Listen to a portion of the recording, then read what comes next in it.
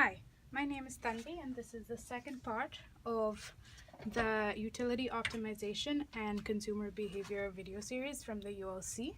And it's going to deal with consumer preferences. Now, what we looked at in the last video were the external constraints that a consumer faces, which define what a consumer can have.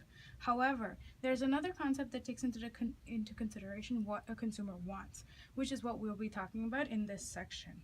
This derives from the fact that consumers have preferences, and given two bundles of goods, they can make choices between the two or be indifferent. The basic concept to pay attention to here is the indifference curve, which on a two-dimensional plane, the axis represents the quantities of each good, and the indifference curve consists of all the points that the consumer is indifferent to. This means that if bundle A and bundle B lie on the same indifference curve, the consumer will be equally happy consuming either of the two bundles. What is an indifference curve? This means that if you plotted two goods on axes X and Y, and you had good A that was 50 and 40, and point B was 30 and 60,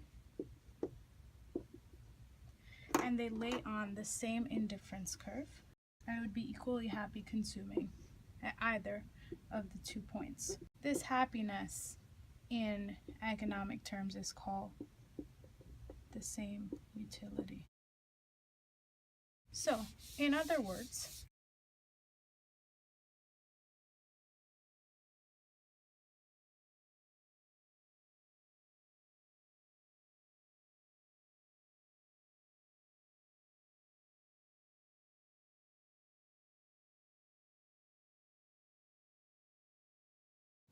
now, the most common utility function looks like this mathematically.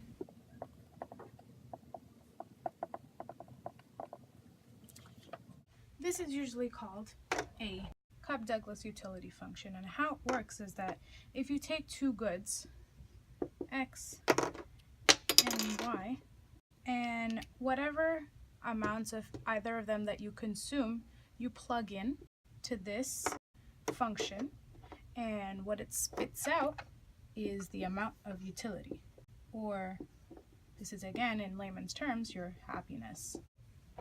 It's important to note that here this is a number that it spits out, but an important thing to note about this number is that it is ordinal.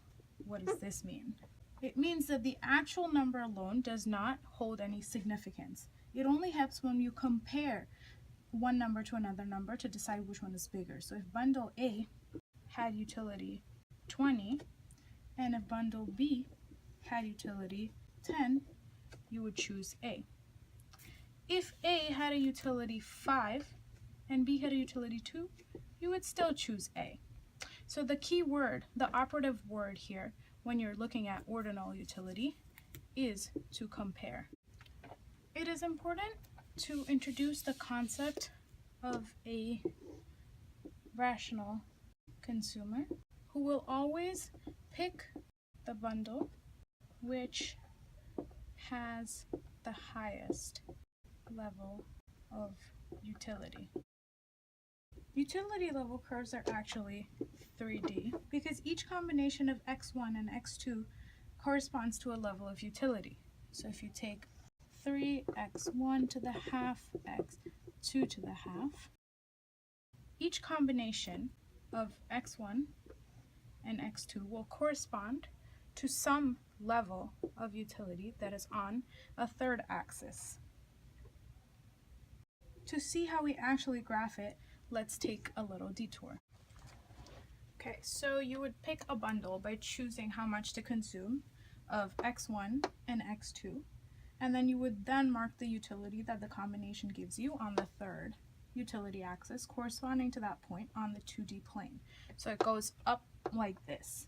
You would then build a curve, or what really looks like a roof, over your x1 and x2 axes that by marking the utilities correspond to each of the points on this plane. So what's really happening is that you're taking the 2D x1 and x2 and you're making a 3D image to give you something, say, that looks like this. Now this curve, 3D curve, is made up of points that are a combination of x1 and x2, and each point on this 3D image corresponds to a level of utility. So, and because that's the third axis, everything that is on the same height gives you the same utility. So what you're seeing here is a 3D image. Let me just rotate this for you to see a little bit better. So it's actually a 3D image with each of these bands corresponding to a different level of utility. And because they're all at the same height, they correspond to the same level of utility. So what you're basically doing here is you're slicing your 3D curve into levels of utility. So if I take a slice here, this level of utility is higher than the black level of utility. If I take another slice out, this level is, well, between the white, red, and black is the lowest level of utility that you have. But when you take these slices and put these slices all together and reconcile it on a 2D shape, what you get is something that looks like this. So from the top, you get concentric circles. Now, going back to our initial Cobb-Douglas utility function of, say, 3x1 to the half, x2 to the half equals some level of utility k. Let's take two bundles A at 10, 20, and bundle B at 20, 10. They give you the same level of happiness, right? So let's calculate the utility at A is 3 multiplied by 10 to the half multiplied by 20 to the half, which is 3 multiplied by 200 to the half, which is 30 root 2. And the utility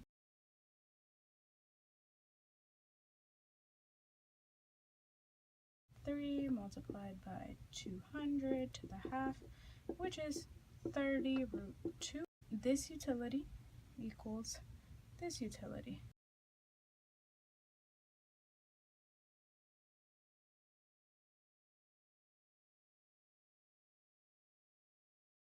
Now, since you're on the same indifference level, in moving from A to B, you're getting more of x1.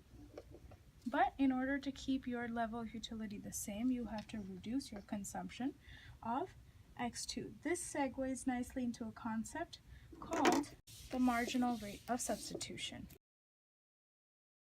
This tells you how much of one good you're willing to give up in exchange for an additional unit of the other good. Now, mathematically, this marginal rate of substitution is defined as marginal utility of the good on the x-axis divided by the marginal utility of x2 right here, and can be written as mu of x1 over mu by x2. Now, what is this marginal utility?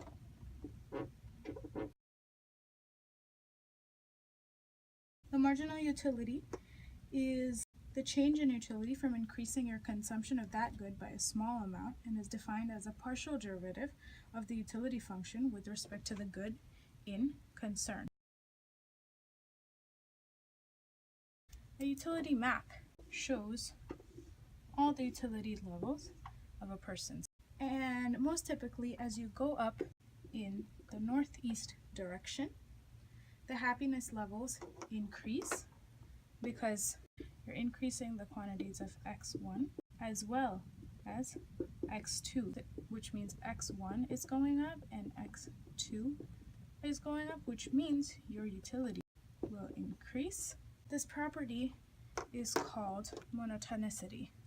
All the indifference curve plotted together is called an indifference map, which would cover all the points on the graph. It is also important to keep in mind that this Cobb-Douglas utility function is a very basic, convex-looking indifference curve. The shapes change for different utility function.